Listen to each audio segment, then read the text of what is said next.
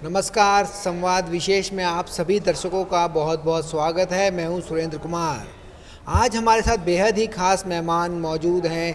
हमारे साथ मौजूद हैं सिक्किम के वरिष्ठ लोक कलाकार नरेन गुरुंग जी। नरेन गुरुंग जी को राष्ट्रपति द्रौपदी मुर्मू ने पद्म श्री अवार्ड से सम्मानित किया है। नरेन जी, संसद टीवी पर आपका बहुत बहुत स्वागत है। पहला सवाल, जो ये सम्मान आपको मिला है, 60 साल आपने इस संस्कृति को दिए हैं, कैसे संगीत को, लोक कला को, ऐसे में आप कैसे देखते हैं अपने इस 60 साल के सफ़र को, 6 दशक के सफ़र को? मैं लोक साहित्य, लोक संस्कृति, लोक परंपरा के ऊपर काम करता हूँ, क्योंकि मेरा बस्ती में जो चीज़ मिलता था मैंने उसको एकत्रित किया और फिर मैंने पूरा अपना तरीक़ा से उसको संरक्षण और संवर्धन करने की कोशिश की। हालांकि मुझे 2004 में संगीत नाटक अकादमी अवार्ड मिला। उससे ये मिलते ही मुझे लगा कि मुझे कुछ काम करना है, तो मैंने लोक साहित्य को ध्यान में रख के मैंने 3 किताबें भी लिखा है। तो उसमें मैंने ज़्यादातर सिक्किम का पूरा संस्कृति को उद्धार करने के लिए काम किया है, इसलिए लोग मुझे पहचानता है और मैं काम कर रहा हूँ। सर, अगर हम बात करें इस कला की, लोक कला के संरक्षण के लिए आपने इतने दशकों से काम किया है, तो इसका असर आने वाली पीढ़ी पर आप कैसा देखते हैं? और इस सम्मान के लिए जब आपको चयनित किया, तो किस तरह से एक राज्य में, आपके क्षेत्र में, आपके गांव में इसको देखा गया, और आने वाली पीढ़ी को आप किस तरह से मोटिवेट करेंगे?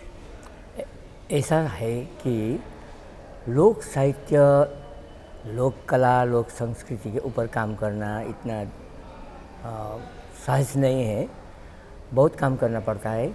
खोजपूर्ण काम करने के लिए मुझे एक स्थान चाहिए था, तो culture department of Sikkim government की तरफ से एक ऑफिस खोला गया, संगीत सॉन्ग एंड ड्रामा यूनिट। तो सॉन्ग एंड ड्रामा यूनिट में काम करते करते मेरे को लगा कि मुझे और भी काम करना है, और इस तरह से लोग मुझे पहचाना गया। तो लोग मुझे बहुत आदर सत्कार भी करते हैं, और मेरे से मैं जितना गुण मेरा ज्ञान है वो सब लेना चाहते हैं। अभी तो कंपलसरी है कि यूनिवर्सिटी में अपना फोक लोक कला, लोक संस्कृति परंपरा का एक विषय बन गया है, इसलिए वो लोग मेरे घर में ही आके ये काम करता है। और मैं कोशिश कर रहा हूँ कि सिक्किम में भी एक लोक संस्कृति संस्थान खोले तो बहुत बेहतर होगा। जी, अगर हम बात करें, जैसे देश की राज्य अलग हैं, भाषा अलग है, बोली अलग है, वहीं विविधता भी बहुत है देश में। आप लगातार इतने सालों से एक अपनी जो भाषा है और उसकी संवर्धन और संरक्षण के लिए काम कर रहे हैं। आप रेडियो और टीवी पर भी नियमित रूप से प्रस्तुति देते हैं। 30 से ज़्यादा गाने आपके नाम पर हैं। इसको आप किस तरह से देखते हैं, और आने वाली पीढ़ी के लिए आप किस तरह से इसको बताएंगे कि अपने फोक संगीत की जो महत्ता है वो कितनी ज़रूरी है, और इसका संरक्षण करना कितना अहम है? वो तो ऐसा है ना, अपने जातित्व के ऊपर निर्भर करता है, और जातित्व को अगर बचाना है और ये तो हमको संरक्षण संवर्धन तो करना ही चाहिए। तो इसलिए मैं काम कर रहा हूँ कि अपना जो भी काम है वो जाति समाज के प्रति मैं काम कर रहा हूँ। जी, अगर हम बात करें, आपकी उम्र 70 वर्ष है और 60 दशक से आप सिर्फ इसी संरक्षण और संवर्धन के लिए काम कर रहे हैं, लोक कला के लिए, यानी कि 10 साल की उम्र से आप इस क्षेत्र में हैं।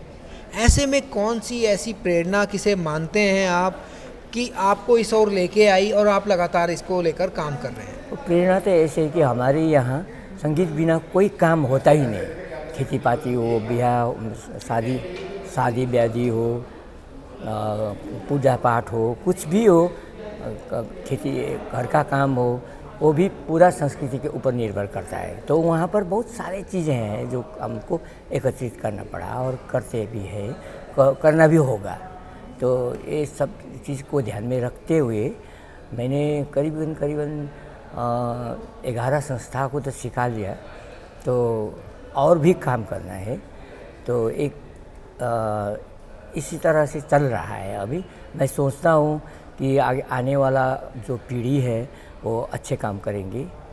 जी, अगर आने वाली पीढ़ी को लेके आप उन्हें प्रोत्साहित कर रहे हैं, ऐसे में आप कैसे देखते हैं कि किस तरह से देश का जो विविधता है उसको, उसकी जो मूल भावना है उसकी संस्कृति में है, हर राज्य की एक अपनी संस्कृति है, तो इसको आप भारत की ताकत मानते हैं और इसे आप किस तरह से देखते हैं कि आने वाले वर्षों में जो फोक संगीत है उसको आप कहाँ देखते हैं? क्या ये उभर कर आएगा या इसको और ज़्यादा सरकारी संरक्षण की ज़रूरत है?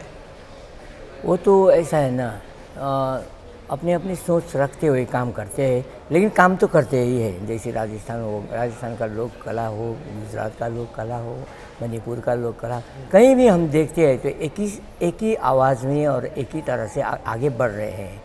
हालांकि इसमें काम कर रहा है संगीत नाटक अकादमी, बहुत अच्छे से काम करता है, नेशनल स्कूल ऑफ ड्रामा, ये सब अच्छे काम करते हैं। तो हम लोग को प्रेरणा मिलती है कि, और हम लोग को अच्छी तरह से आदर सत्कार करता है ना। तो मुझे लगता है ये देखकर बच्चे बच्चियाँ और ये यूथ लोग को भी इसमें आना ज़रूरी होगा और आ रहा भी है। सर, संसद टीवी को आपने समय दिया, संसद टीवी से बात करने के लिए आपका बहुत बहुत धन्यवाद जी। तो ये थे नरेंद्र गुरुंग जी, जो लगातार 60 दशकों से फोक संगीत लोक कला के लिए समर्पित हैं। ये भूटिया और लेपचा कला को भी संरक्षित करने के लिए लगातार काम कर रहे हैं। संसद टीवी के लिए सुरेंद्र कुमार।